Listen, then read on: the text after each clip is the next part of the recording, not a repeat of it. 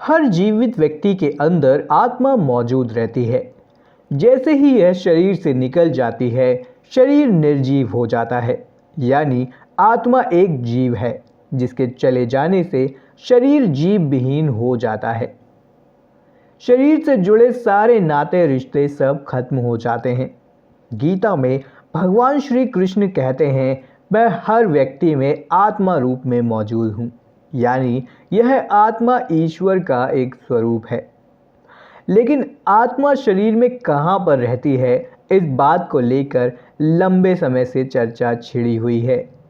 ऐसे में आत्मा की शरीर में स्थिति को लेकर हमारे शास्त्रों में विस्तार से भी बताया गया है, जिसके बारे में हम सभी को अवश्य जानना चाहिए। नमस्कार और स्वागत है आप सभी का हमारे चैनल द दैविक गुरु पर। दोस्तों, गीता में भगवान श्री कृष्ण ने आत्मा को अमर और अविनाशी बताया है, जिसे ना शस्त्र काट सकते हैं, पानी इसे गला नहीं सकता, अग्नि इसे जला नहीं सकती और वायु इसे सोख नहीं सकती। यह तो ऐसा जीव है जो व्यक्ति के कर्मफल के अनुसार एक शरीर से दूसरे शरीर में भटकता रहता है। दरअसल आत्मा एक ऐसा रहस्य है जिसका रहस्य जितना सुलझाया गया है, यह उतना ही उलझता गया है। फिर भी इसे जानने की उत्सुकता मन में बनी ही रहती है। दोस्तों, कठोपनिषद और गरुड़ पुराण में आत्मा अंगूठे के आकार का होता है, ऐसा बताया गया है। गरुड़ पुराण में तो इसे अंगूठे के आकार के जीवात्मा को ही कर्मफल भोगने वाला कहा गया है। दोस्तों, आत्मा का निवास स्थान हृदय में होता है। इस बात का उल्लेख श्री कृष्ण ने गीता में इस प्रकार किया है, ईश्वर सर्वभूतानां हृदयेषु अर्जुन तिष्ठति ब्राह्मण सर्वभूतानि यंत्राणी मायया।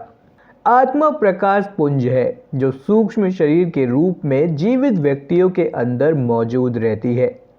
सूक्ष्म शरीर के आँख, कान, मुख तथा हाथ पैर नहीं होते हैं, फिर भी यह देख सकता है, सुन सकता है, बोल सकता है और स्पर्श कर सकता है। आत्मा के रंग को लेकर ऋषि मुनियों ने कई शोध किए, जिससे यह अनुमान लगाया गया कि आत्मा का रंग नीला या आसमानी होता है। दोस्तों, मृत्यु के समय आत्मा अपने कर्मों को समेटकर अपनी अधूरी इच्छाओं को पूरी करने के लिए अन्य शरीर की खोज में चल देती है और कर्मों के अनुसार ही आत्मा को नया शरीर कर्मफल भोगने के लिए प्राप्त हो जाता है। तो ऐसे में दोस्तों, आत्मा के वास को लेकर हमें यह भी समझने की आवश्यकता है कि आत्मा शरीर में प्रवेश कैसे करती है। गरुड़ पुराण के 6ठे अध्याय में नरक में आया हुआ जीव माँ के गर्भ में कैसे उत्पन्न होता है, वे गर्भवास आदि के दुखों को किस प्रकार भोगता है, इन सभी प्रश्नों का उत्तर विस्तार रूप में बताया गया है। गरुड़ पुराण के अनुसार गर्भ धारण करने के समय माता पिता के भाव के अनुसार ही उनके आसपास एक सूक्ष्म बंधन वाला क्षेत्र तैयार हो जाता है। ये क्षेत्र मुख्यतः उन्हीं आत्माओं को अपनी ओर आकर्षित करता है जिनका स्पंदन उससे मिलता जुलता हो। यह जिस आत्मा को आकर्षित करता है वह माँ के गर्भ के आसपास ही मंडराती रहती है तथा समय आने पर मासिक प्रक्रिया शुरू हो जाती है।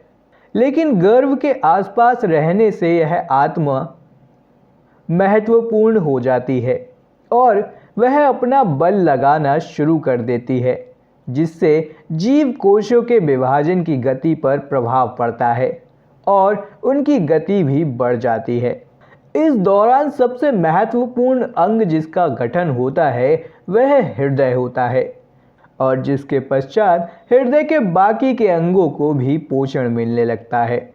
अगर हम यौगिक विज्ञान की माने तो बाकी शरीर के साथ साथ आदर्श शरीर का भी विकास होता है और प्राण शक्ति अर्थात आत्मा के बहाव के लिए एक संचार का मार्ग उत्पन्न हो जाता है, जहां ऐसे कई सारे मार्ग मिलते हैं और वहां ऊर्जा का भंवर बन जाता है।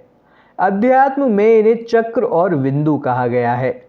हालांकि योगी परंपरा में इन्हें 7 चक्रों के रूप में जाना जाता है।